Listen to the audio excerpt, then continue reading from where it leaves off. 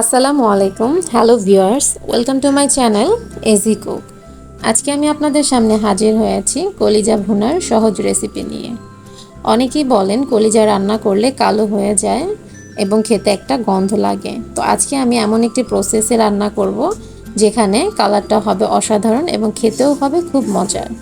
তো কথা না বাড়িয়ে চলে যাব আমি আমার মূল রান্নার প্রণালীতে। তো আজকে আমি আপনাদেরকে দেখাবো প্রসেস সহ কলিজা ভুনা। তো শুরুতেই আমি এখানে প্রায় 1 কেজি পরিমাণের কলিজা নিয়েছি। আমি ফ্রিজ থেকে কলিজা নামিয়েছি, এখনও জমাট বেঁধে আছে। তো আমি এখানে গরম পানিতে নিয়ে নিয়েছি এবং এখানে আমি হাফ চা চামচের মতো হলুদের গুঁড়া দিয়ে দিয়েছি এবং 5 মিনিটের মতো সিদ্ধ করে নিয়েছি। খুব ভালোভাবে সিদ্ধ করার পর আমি একটি ছাঁকনিতে ছেঁকে নিয়েছি এবং এখন আমি ঠান্ডা পানি দিয়ে ভালোভাবে ধুয়ে নিব।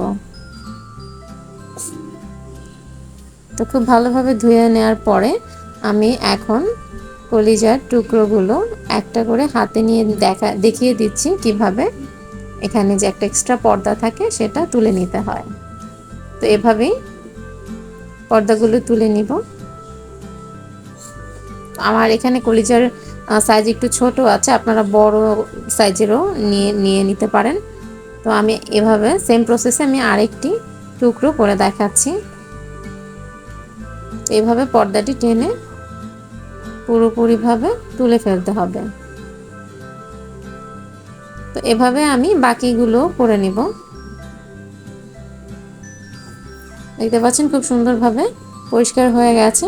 তো বাকি কলিজাগুলো আমি ছোট করে টুকরো করে নিয়েছি, আপনারা চাইলে এর থেকে আরও ছোট করে নিতে পারেন। তো এখন যে চলে যাব পরবর্তী স্টেপে। এখন এখানে আমি নিয়ে নিচ্ছি হাফ কাপ পরিমাণের সয়াবিন তেল, আর এখানে দিয়ে দিব গোটা গরম মশলা। এখানে 4 থেকে 5টি এলাচ আছে, 6 থেকে 7টি লবঙ্গ, 2টি তেজপাতা এবং 2 টুকরো দারুচিনি দিয়ে দিয়েছি।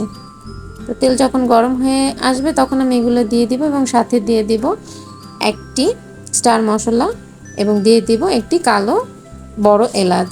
তো এগুলো আপনারা যে কোনো বড় সুপার শপে পেয়ে যাবেন।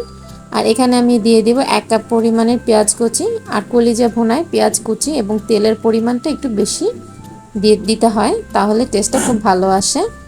আর এখন আমি এগুলো ভেজে নিব যতক্ষণ না পর্যন্ত হালকা ব্রাউন কালার চলে আসবে। তখন আমি এখানে দিয়ে দিব 1 টেবিল চামচ রসুন বাটা এবং 1 টেবিল চামচ আদা বাটা। তো ভালোভাবে নেড়ে চেড়ে নিব।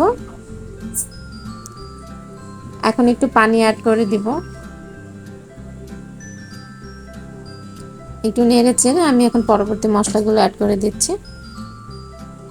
এখন এখানে দিয়ে দিচ্ছি হাফ চা চামচ পরিমাণের হলুদের গুঁড়া এবং দিয়ে দিচ্ছি 1.5 চা চামচের লাল মরিচের গুঁড়ো। ঝালটা আপনারা আপনাদের স্বাদ মতো দিয়ে দিতে পারেন। এখন দিয়ে দিচ্ছি 1 চা চামচ ধনিয়ার গুঁড়ো এবং দিয়ে দিচ্ছি হাফ চা চামচ জিরার গুঁড়ো। আর আমি পরবর্তীতে হাফ চা চামচ জিরার গুঁড়ো অ্যাড করব, তাই এখানে আমি হাফ চা চামচ ইউজ করেছি। এখন একটু পানি দিয়ে দিচ্ছি। এখন একটু নেড়ে চেড়ে দিব। দিয়ে দিচ্ছি স্বাদ মতো লবণ।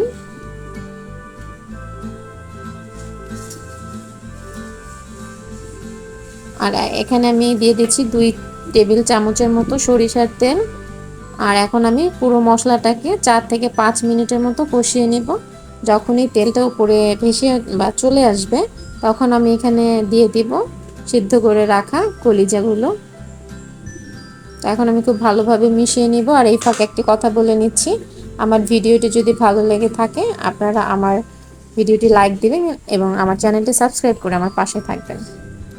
তো ভালোভাবে মিশানো হয়ে গেলে আমি এখন ঢাকনা দিয়ে ঢেকে কিছুক্ষণ রান্না করব।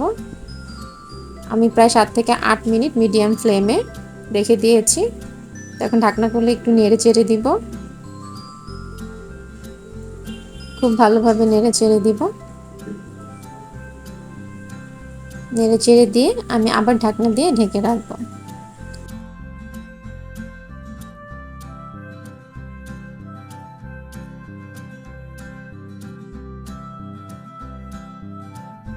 তো যখনই ভালোভাবে কষানো শেষ হয়ে যাবে আমি এখানে অ্যাড করে দিব 1 কাপ পরিমাণের পানি দিয়ে আবার ঢাকনা দিয়ে ঢেকে রাখবো। আর কলিজা সিদ্ধ হতে বেশি সময় প্রয়োজন পড়ে না, খুব কম সময়ে সিদ্ধ হয়ে আসে। আর এখন এখানে আমি দিয়ে দিচ্ছি 6 টুকরো রসুনের কোয়া এবং দিয়ে দিচ্ছি প্রায় 8 থেকে 10টি কাঁচা মরিচ দিয়ে খুব ভালোভাবে নেড়ে চেড়ে দিব এবং ঢাকনা দিয়ে ঢেকে রাখবো। ফিরছি কিছুক্ষণ পর। যখনই মানে ঝোলটা ঘন হয়ে আসবে তখনই আমি এখানে দিয়ে দিব 1/4 চা চামচ গরম মশলার গুঁড়ো এবং ভাজা জিরার গুঁড়ো দিয়ে খুব ভালোভাবে মিশিয়ে নিব। আর আমি এখানে ঝোলটা একদম শুকিয়ে নিচ্ছি মোটামুটি, আপনারা চাইলে একটু ঝোল রাখতে পারেন। আর এখানে আমি দিয়ে দিচ্ছি 1/4 কাপ পেঁয়াজ কুচি, আমি একটু মোটা করে দিয়েছি। খুব ভালোভাবে মিশিয়ে নিব। তো এভাবে পুরো দমে 3 থেকে 4 মিনিট রেখে দিব, সেই সাথে রান্নার প্রসেসটি শেষ হয়ে আসবে। তো এভাবেই খুব সহজেই কলিজা ভুনা আপনারা বাসায় ট্রাই করতে পারেন।